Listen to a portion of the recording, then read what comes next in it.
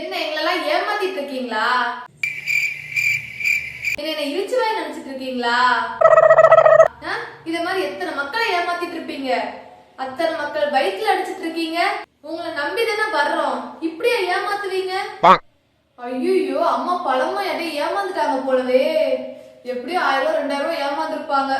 ஐயோ, இந்த மாதிரி ஒருத்தவங்க நான் பார்த்ததே கிடையாது என்னோட வாழ்நாளையில. உங்க கடை மேல கன்சியூமர் கோர்ட்ல கம்ப்ளைண்ட் பண்ணிருவேன். அப்புறம் கடை நடத்த முடியாது, நீங்களும் இருக்க முடியாது. பாத்துக்கோங்க.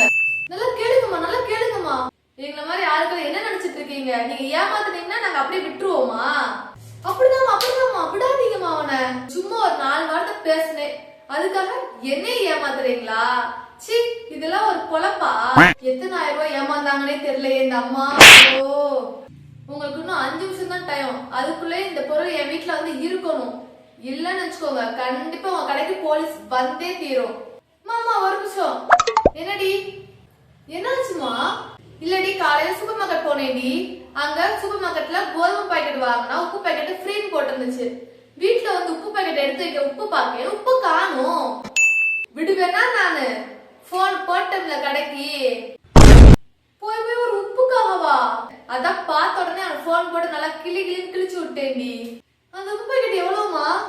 10 ரூபா உப்பு பாக்கெட்டுடி. 10 ரூபா உப்பு பாக்கெட்டுக்கா? அதை போய் விட முடியுமா? அதான் கேட்டேன்.